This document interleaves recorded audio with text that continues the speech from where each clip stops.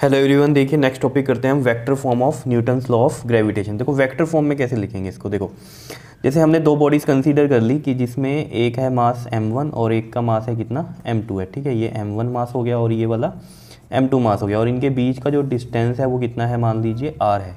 Clear है। अब देखो वेक्टर फॉर्म में क्या कहानी होगी। देखो यहाँ पर हम जब फोर्स की नोटेशंस लिखेंगे, देखो ये वाला जो m1 है किसकी तरफ अट्रैक्ट होगा, m2 की तरफ, यानी कि m2 इसको फोर्स लगा रहा है। तो यानी कि यहाँ पर हम लिखेंगे कि ये m1 इधर जा रहा है, इस पर फोर्स लगी, यानी कि फोर्स लगी 1 पे, इसकी वजह से 2 की वजह से। क्लियर है इतनी बात, ठीक है। और डिस्टेंस को वेक्टर फॉर्म में कैसे लिखेंगे, देखो ये जो ये फोर्स लग रही है कैसे लग रही है, देखो ये m1 किधर जा रहा है, 2 की तरफ जा रहा है। ठीक है, तो इसमें हम इस तरीके से इसका डायरेक्शन बनाएंगे। ये लग रही है आपके पास r1 2, 1 से 2 की तरफ। ठीक है, क्लियर है इतनी बात, याद रहेगा। ठीक है, इसी तरीके से m2 पे आओ। m2 पे जो फोर्स लग रही है वो m1 की वजह से लग रही है, ये इधर इसकी साइड अट्रैक्ट होगा, ये आपको पता है। ठीक है, तो हम इस तरीके से बनाते थे फोर्स। तो यहाँ पर लिखेंगे हम फोर्स लग रही है किस पर, 2 पर 1 की वजह से। क्लियर है इतनी बात, इस तरीके से फोर्स लिख दी। और इसका भी जो ये डिस्टेंस वाला वेक्टर है ये कैसे लिखेंगे, इसमें हम देखो ये इस साइड जा रहा है ना 2 से 1, तो यहाँ पर हम इस तरीके से बनाएंगे, ये डायरेक्शन इसकी बन गई r2 1। क्लियर है इतनी बात, इस साइड। ठीक है, चाहे तो यहाँ पर भी आप बना सकते थे, मैंने अलग से बना के दिखा दिया आपको ये। क्लियर है इतनी बात, समझ में आ रही है। ठीक है, तो अब देखो इसमें बिल्कुल सिंपल है। आपको नॉर्मली जो फोर्स के बारे में पता है, according to Newton's law of gravitation, Newton's law of gravitation, वो आपको कहानी पता है क्या। देखो इसमें ना ये चीज़ आपको ध्यान में रखनी है कि जैसे मैंने कहा ना कि ये F12 फोर्स लग रही है 1 पे लगी 2 की वजह से, और यहाँ पर कैसे लिखा हमने ये कि 2 पे लगी 1 की वजह से। ठीक है, क्लियर है, m2 है ना, तो 2 पे लगी फोर्स किसकी वजह से, 1 की वजह से, इस तरीके से। ठीक है, और जो हमने ये डिस्टेंस वाले जो वेक्टर्स लिखे हैं, तो जब हमने F12 बनाया इस तरफ, ठीक है, तो 1 से 2 की तरफ जा रहा है, तो ये 1 से 2 की तरफ इसका ये वाला वेक्टर बना दिया हमने डिस्टेंस वाला। क्लियर है इतनी बात, समझ रहे हो। और जब ये 2 जा रहा है इधर इसकी तरफ अट्रैक्ट हो रहा है 1 की तरफ, तो ये डायरेक्शन बनाई है F21 की, तो कैसे जा रहा है ये 2 से 1, तो ये 2 से 1 वाले हमने इसका डिस्टेंस वेक्टर लिख दिया इस तरीके से। ठीक है, मेरा कहने का मतलब यहाँ है कि कई बुक्स में आपको ये चीज़ ना यहाँ पर R21 मिलेगी और यहाँ पर R12 मिलेगी, तो वो बुक वाले के जो एक तरह से कहते हैं जिन्होंने बुक्स लिखी हैं, ठीक है, उनका अपना अपना तरीका था लिखने का। ठीक है, किसी ने ये वाली डायरेक्शन क्या ले ली, R21 ले ली, उन्होंने कहा ये हम इस तरीके से लिख रहे हैं कि 2 पे जा रहा है 1 से। ठीक है, जैसे मैंने कहा ये 1 से जा रहा है 2 पर। क्लियर, इस तरीके से उन्होंने अपने अकॉर्डिंग जो है थ्योरीज बनाई और कई जगह ये चीज़ R21 लिख दी, और ये जो मैंने R21 लिखा इसको उन्होंने R12 भी लिखा हुआ है, तो इसमें कंफ्यूज नहीं होना कि ये उल्टे ले लिए शायद, नहीं। क्लियर है। तो according to Newton's law of gravitation जो फोर्स होती है हमारे पास वो क्या होती है, Gm1 m2 अपॉन में r² होती है। ठीक है, नाउ अगर हम बात कर रहे हैं यहाँ पर वेक्टर फॉर्म में कि 1 पे लगी 2 की वजह से फोर्स, तो वो क्या आएगी, सोचो। ये तो एज इट इज़ रहेगा Gm1 भी एज इट इज़, m2 भी एज इट इज़। ठीक है, अब देखो यहाँ पर मेन कहानी क्या आने वाली है। देखो ये r² था ये वाला, ठीक है, अब इसको भी हम किस में ले लेंगे, वेक्टर फॉर्म में ले लेंगे, तो यहाँ पर क्या होगा, मैग्नीट्यूड होगा वेक्टर का। क्लियर है, मैग्नीट्यूड समझते हो ना, जैसे r की वैल्यू है कितनी, 4 है। ठीक है, तो वही 4 किसकी वैल्यू है, R21 की वैल्यू है, और वही वैल्यू किसकी है, R12 की वैल्यू है, क्योंकि ये किस में है, मैग्नीट्यूड्स में है। ये वेक्टर्स किस में लिए हमने यहाँ पर, मैग्नीट्यूड, यानी कि सिर्फ इनका मैग्नीट्यूड की बात कर रहे हैं, इनकी वैल्यू, न्यूमेरिक वैल्यू की बात कर रहे हैं। अगर ये 4 है तो ये भी 4 है, ये भी 4 है। क्लियर है इतनी बात। तो यहाँ पर मैं r की जगह क्या लिख दूंगा, जल्दी से बताओ, R12।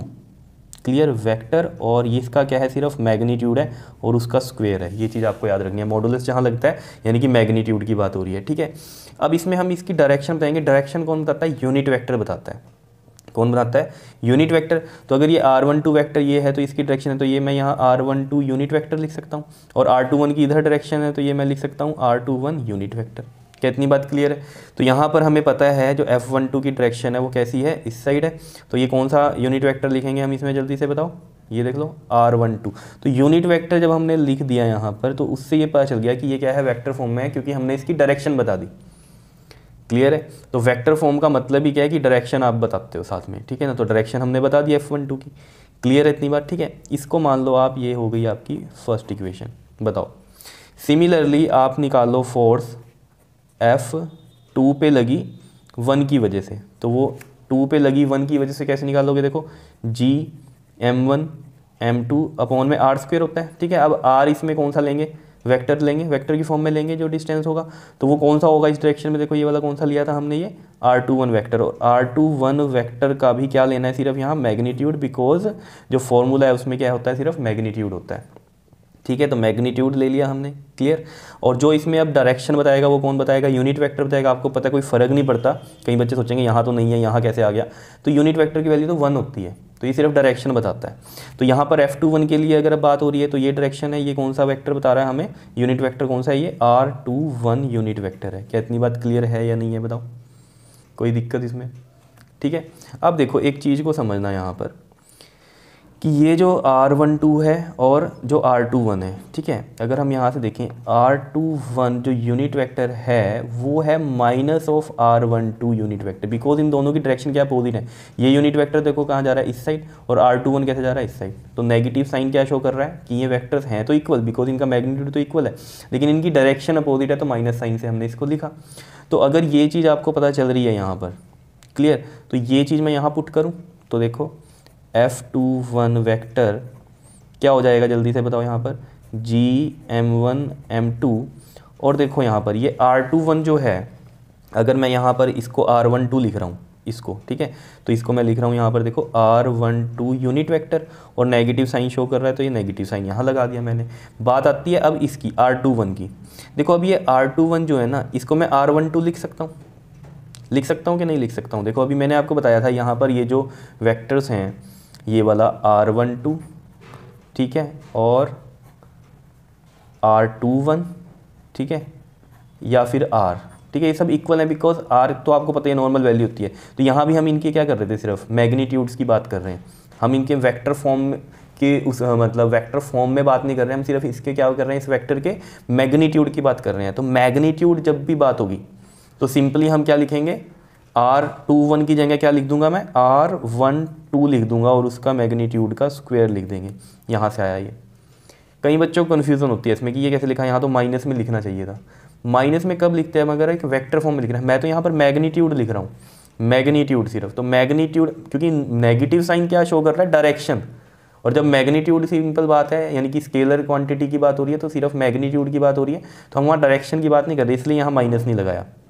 ये यूनिट वेक्टर्स हैं, ठीक है ना, डायरेक्शन बता रहे हैं, तो ऑब्वियस बात है R21 की जगह जब मैंने यहाँ पुट किया तो माइनस R12 पुट किया, ताकि माइनस यहाँ आगे चला गया, ठीक है, क्योंकि ये तो वेक्टर्स में लिख रहे हैं, यहाँ हम मैग्नीट्यूड लिख रहे हैं, तो मैं R21 की जगह क्या लिख सकता हूँ, R12 लिख सकता हूँ। ये चीज़ यहाँ से आपको क्लियर हो रही होगी, बताओ, ठीक है। तो यहाँ पर देखो, अब अगर आप ध्यान दो, ये मैं अगर सेकेंड इक्वेशन मान लूँ यहाँ से, तो यहाँ पर आप देखो पुट फर्स्ट इन सेकेंड, अगर आप देख रहे हो जो ये फर्स्ट हमने बनाई थी F12, ये वैल्यू थी, यही सेम वैल्यू यहाँ पर आ रही है, सिर्फ क्या आ रहा है, माइनस आ रहा है। तो बस हम किस तरीके से लिखेंगे इसको कि F21 vector is equal to में माइनस ऑफ, ये टर्म क्या हो गई हमारी पूरी, F12 हो गई, तो मैं इसको लिख दूँ ऐसे F12।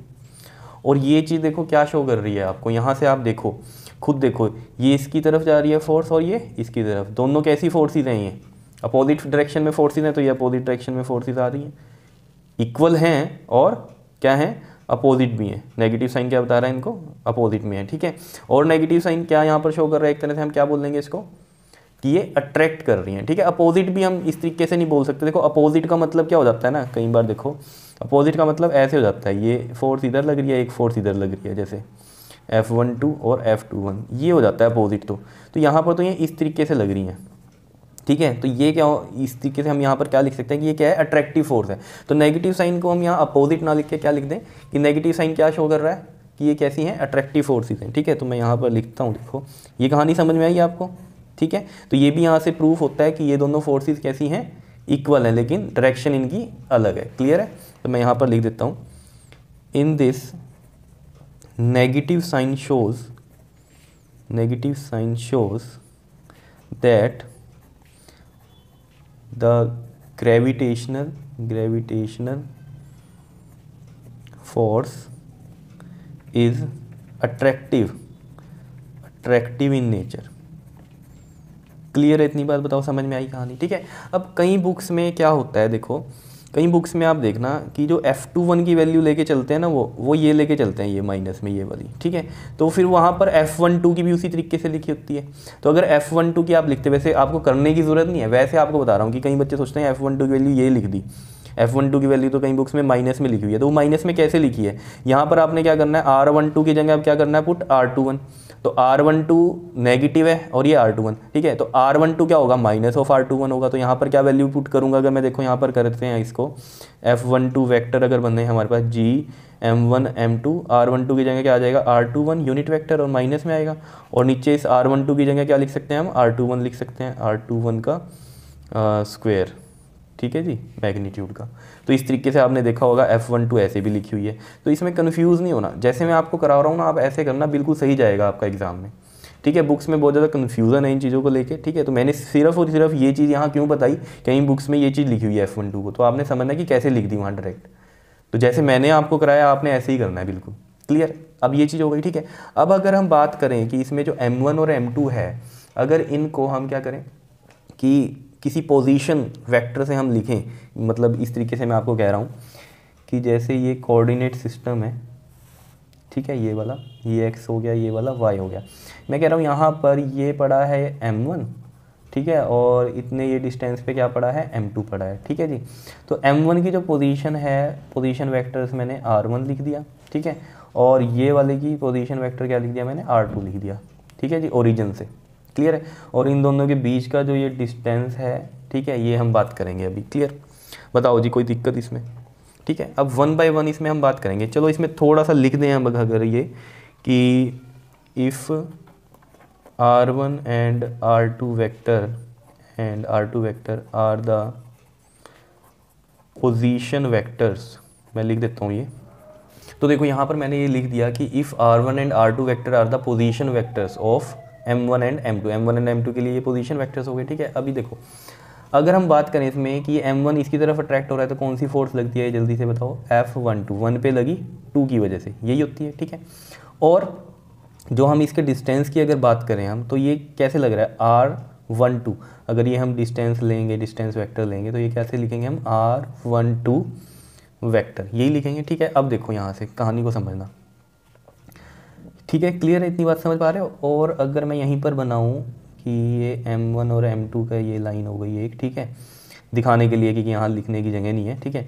तो अगर 2 पे हम कह रहे हैं कि 1 की वजह से लग रही है, तो इस तरीके से कहेंगे M2 अट्रैक्ट हो रहा है उसकी तरफ, तो दैट इज़ अ F21, और इसका जो डिस्टेंस वाला वेक्टर होगा वो किस तरीके से लिखूँगा मैं, R21 वेक्टर। क्या इतनी बात क्लियर है, बताओ, ठीक है। अब देखो एक चीज़ आपको पता है कि अगर हम बात कर रहे हैं R12 यूनिट वेक्टर की, ठीक है, तो वो आपको पता है कैसे लिखते हैं यूनिट वेक्टर, R12 वेक्टर और नीचे क्या होता है, सिंपल मैग्नीट्यूड होता है, क्लियर है इतनी बात, ये तो आपको पता ही है। जैसे मान लो मैं ऐसे लिखता, ए वेक्टर है, ए यूनिट वेक्टर है, ठीक है, तो उसको ऐसे लिखते हैं ना, ए और ये ए, ऊपर वेक्टर और नीचे मैग्नीट्यूड, सिंपल, ठीक है, तो यही ऐसे ही लिखते हैं इसको, क्लियर है। अब एक चीज़ को समझो, यहाँ पर अगर हम ये बात कर रहे हैं, देखो अगर हम यहाँ पर ट्रायंगल ऑफ वेक्टर एडिशन लगाएं, तो देखो ये चीज़ क्या बनेगी, अगर डिस्टेंस की बात करें हम, तो ये देखो R1 वेक्टर प्लस ये वाला, देखो इधर से कैसे जा रहा है, ये R12 वेक्टर एंड ये क्या हो गया, देखो ये अपोजिट साइन का हो गया ना, ये सेम साइन, ये सेम साइन, ये अपोजिट हो गया, तो इक्वल टू में ये R2 वेक्टर आ जाएगा, ठीक है। यहाँ से R12 की वैल्यू निकाल दो जरा, क्या निकलेगी हमारे पास, R2 माइनस में R1 वेक्टर निकलेगी, क्लियर है इतनी बात, यही है, ठीक है। अब देखो जो F12 है हमारे पास, F12 हमें पता है क्या थी हमारे पास, F12 यहाँ से देखो ये था G M1 M2, और यूनिट वेक्टर इसके वाला कौन सा था, ये R12 यूनिट वेक्टर ही लिखेंगे डायरेक्शन के लिए, अपॉन में R12 का मैग्नीट्यूड का स्क्वायर, ये था, ठीक है। अब मैं यहाँ पर क्या कर रहा हूँ, देखो ध्यान से समझना, ये वाली जो इक्वेशन है, ये वाली R12 की वैल्यू जो है यूनिट वेक्टर की, वो यहाँ पर पुट करूँगा, ठीक है। तो मैं यहाँ लिख देता हूँ, put the value of R12 unit vector, ठीक है, इसमें करें, ठीक है, इन दिस इक्वेशन, ठीक है, आपके याद रखने के लिए ये लिखा है मैंने, ठीक है, नहीं तो लिखने की भी ज़रूरत नहीं है, डायरेक्ट आप समझो इस बात को। देखो तो F12 जो होगा हमारे पास वो क्या हो जाएगा, G M1 M2, R12 की वैल्यू देखो क्या आ जाएगी यहाँ पर यूनिट वेक्टर की, R12 ये वेक्टर, क्लियर, और नीचे देखो क्या आ जाएगा आपके पास, ये R12, ये वाला R12, ठीक है, R12 वेक्टर और R12, और इधर देखो ये आपके पास क्या है, R12 का मैग्नीट्यूड का स्क्वायर है। आप खुद सोचो, जैसे मैं कहूँ एक है 2 का स्क्वायर और इनटू में एक है 2, ठीक है, तो तो आप इसको कैसे लिख देते हो, पावर्स क्या कर देते हो, ऐड कर देते हो, 2 और 1 कितना हो गया, 3 हो गया, ठीक है। तो सेम चीज़ यहाँ भी करोगे आप, देखो GM1M2 अपॉन इंटू में R12 वेक्टर अपॉन में ये R12 की पावर कितनी बना है, देखो ये भी मैग्नीट्यूड है, ये भी मैग्नीट्यूड है, तो ये मत सोचना यहाँ मोड़ नहीं लगा रखा तो ये अलग है ये अलग है, नहीं, मैग्नीट्यूड की बात हो रही है, ठीक है। तो यहाँ पर आप मैग्नीट्यूड भी लगा सकते हो, कोई दिक्कत नहीं है। तो मैं डायरेक्ट यहाँ लगाऊंगा, R12 का क्या हो गया, ये आपके पास क्यूब हो गया। क्लियर है इतनी बात, बताओ कोई दिक्कत। ये चीज़ आपको पता चल गई कि क्या पुट करी आपने, ये वाली वैल्यू यहाँ पर पुट की है, ये यहाँ पर लिखना है तो लिख भी दो। R12 यूनिट वेक्टर क्या लिखा है आपने, R12 वेक्टर एंड R12 का मैग्नीट्यूड। क्लियर है। अब क्या करना है आपने, ये जो R12 हमने निकाला है ये वाला, ठीक है, ये यहाँ पर पुट कर दो। तो देखो क्या आएगा, GM1M2 R12 की वैल्यू देखो जी क्या है आपके पास, ये है आपके पास R2 वेक्टर माइनस में R1 vector. Clear. And upon में क्या आएगा, देखो R12 का क्यूब है, ठीक है, तो R12 का क्यूब है तो R12 की वैल्यू ये आ गई अब यहाँ से, ठीक है, R2 वेक्टर माइनस में R1 वेक्टर। अब इनका भी मोड ही आएगा क्योंकि सिर्फ मैग्नीट्यूड की बात हो रही है और ये क्यूब आ गया। क्लियर है। तो इस तरीके से ये वेक्टर फॉर्म में हमने इसको लिख दिया। क्या इतनी बात क्लियर है नहीं है, ठीक है। यहाँ पर आप लिख भी तो चाहिए, R12 वेक्टर की वैल्यू क्या लिखी है आपने, R2 वेक्टर माइनस में R1 वेक्टर। क्लियर है इतनी बात, बताओ। अब कई बुक्स में ये चीज़ कैसे की हुई है, ध्यान से समझना। ये जो F12 की वैल्यू मैंने ये ली है ना, इन्होंने कैसे ली हुई है कि जैसे यहाँ पर मैंने आपको किया था कि माइनस में कैसे लिखेंगे इसको, ठीक है। ये वाली F12 की वैल्यू ले ली यहाँ पर, ठीक है, और ये सब वैल्यू रख दी यहाँ पर R21 और R21 ये वाली, ठीक है। तो R21 वेक्टर क्या बन जाता है, यूनिट वेक्टर क्या बन जाता है, R21 कैप अपॉन में R21, ठीक है। मेन बात किसकी बननी थी यहाँ से, अब ये R21 की, ये वाले की।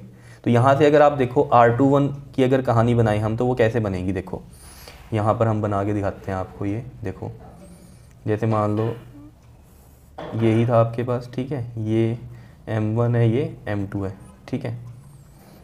ये आपके पास पोजीशन वेक्टर R1 हो गया, ये वाला पोजीशन वेक्टर R2 हो गया। अब हम बात किसकी कर रहे हैं यहाँ पर, ये फोर्स लग रही है 2 पे लगी 1 की वजह से, और जो डिस्टेंस वाला वेक्टर लिया है हमने, ये कौन सा लिया है इसमें, R21, ठीक है, ये चीज़। और इसमें मैं कैसे लिखूँ, ये आपको R21 वेक्टर, ठीक है। चलो अभी मैं यहाँ की बात बता रहा हूँ आपको, इसमें अगर हम करते R21 की वैल्यू पुट तो वो कैसे होती।